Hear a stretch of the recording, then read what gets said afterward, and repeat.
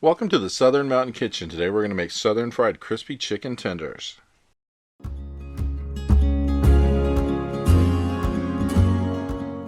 So what you see on my counter is what we're going to use to make these, and really there isn't a lot going into this. I mean, we basically have our chicken breast, which we're going to cut into tenders. We have some flour, some cornstarch, some eggs, some water, and then the different seasonings that we're going to put into this to make it taste amazing. And you know what? I've always thought that frying chicken at home tastes so much better than going to a restaurant where you overpay but you don't get a lot. At least this way you can kind of control what you're getting out of the deal here. And you can make a bunch of this. And best thing is, if you don't eat it all one day, you can reheat this another day and have it any way you want, either on a sandwich, just plain, or whatever you want to do. So we're going to start out with a chicken breast. I'm using 3 of these, cutting off the edges where the fat may be, cutting off any pieces that might be tough, and then I'm just going to slice these lengthwise till I have tenders in them. So not hard to do, a very easy process. Just get a really good knife to do this with and just work your way through. Now if you needed a few more tenders out of this deal, you probably could squeeze a 4th chicken breast into what I'm doing here, because there will be enough to coat this. Just saying, if you want to go a little bit larger, you can. It's that easy. So just go ahead and slice these up. Make sure you get all the fat off of it as you possibly can.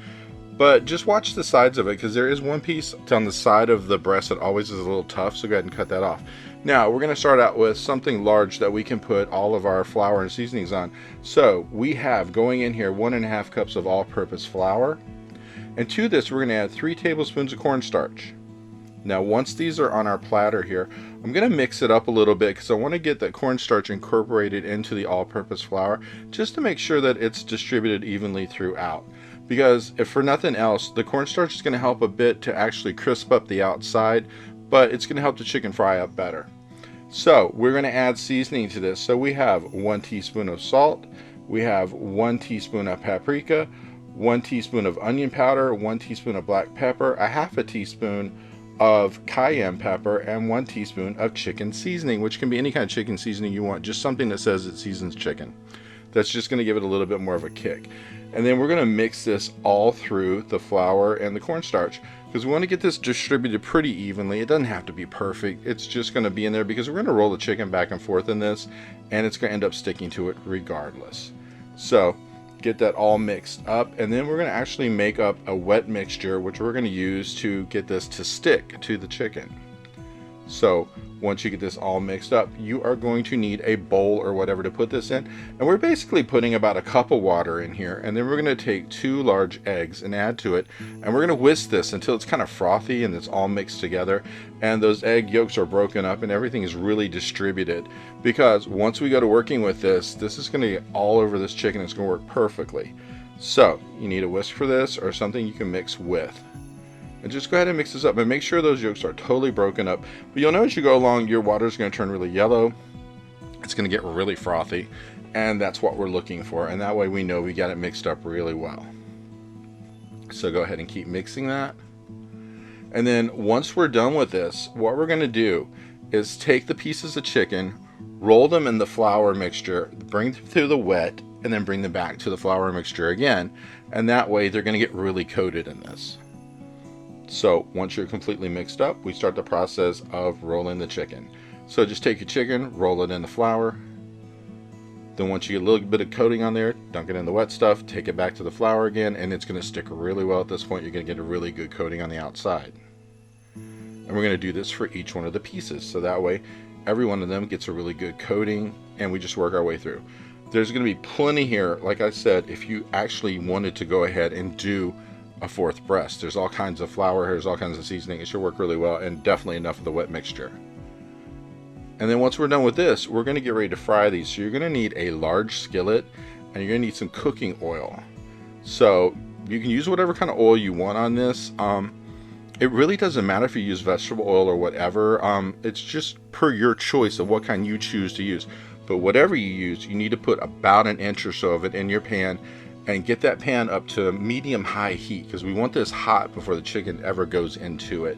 We just want to make sure that we put it in there, we don't lose all of our coating just because it wasn't hot enough to begin with. So give it a second for that to come up. You might have to wait maybe 4 minutes, 5 minutes, whatever. Then go ahead and add your chicken in a piece at a time. but leave a little room between them so that way they're not like hanging over top of each other or anything like that. We just want to make sure that they're kind of in a place where the oil is going to surround them, but they're not sticking together, because we don't want to pull off that breading that we took all the time to put onto it. So put them in. Now what we're going to do is cook these, I would say anywhere from 8 to 10 minutes, just to make sure they're really cooked, but this is going to give them a crispy outside. But somewhere in the middle, like 4 to 5 minutes, you want to flip them. And then after you get to the point where you flip them, if they cooked really well, you know, you might want to flip them again to make sure one side's darker than the other, just to even them out a little bit. But somewhere around 10 minutes, you want to get that temperature inside up to at least like 165 degrees to make sure that they are completely cooked through. But we do want that golden brown on the outside, because that's going to actually say that these things are going to be a little crispy, and that's what we want, is a crispy outside but a juicy inside. So it's going to taste really well. So like I said, cook these 4.5, maybe 5 minutes, flip them, and then that way we'll see how they're doing. And you're just going to keep doing this until you get it to a point where they're really, you know, golden brown, but at least 165 degrees. Now when you are done with these, a lot of people would pop these things right out of this skillet and throw them on some paper towels on a plate.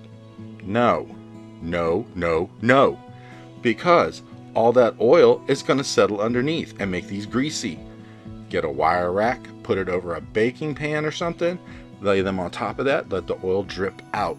That way, for one thing, it's a lot healthier for you, but two, it's just going to taste better. It won't be a greasy mess. Now as you can see, mine are actually starting to brown, and that's what we want to see. And like I said, when we pick these up, one thing you want to do is drain the oil from them as you're holding it over the pan, and then two, then take them and put them on that wire rack and just let them drain for a couple minutes, because that's going to be so much better than if you laid them in a pile and they just soaked in the grease. So, but these are mine coming out right now, and you can see I'm letting it drip before it goes to my wire rack. And I gotta tell you, these have the best taste in the world, because you control how much seasoning you put in it, but you can get as many as you want out of this when you're cooking them, because you're the one frying it up. And it's not like going someplace like KFC and if you order some of their chicken, it's so micro small, you wonder what do you pay for. Because last time I went there, that's what I wondered. I'd rather make this at home because it's just that much better. So take these out, put them on a rack, let them cool, and then you can serve them with anything. I served mine with some French fries, and they had just the best taste just for having fries and chicken.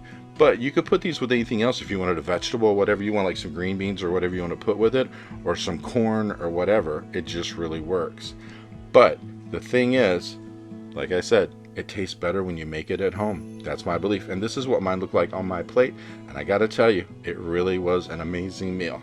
And I think you just might like this. I hope you liked this video, and if you did, please like and subscribe. And if you get a chance, check out the Southern Mountain Kitchen website, where you can get a free recipe, check out the cookbooks available from the Southern Mountain Kitchen, and if you'd like to, you could order a cookbook at a discounted price, cheaper than Amazon, with shipping that is also cheaper than Amazon. So if you get a chance, check it out, and I hope you have a great day.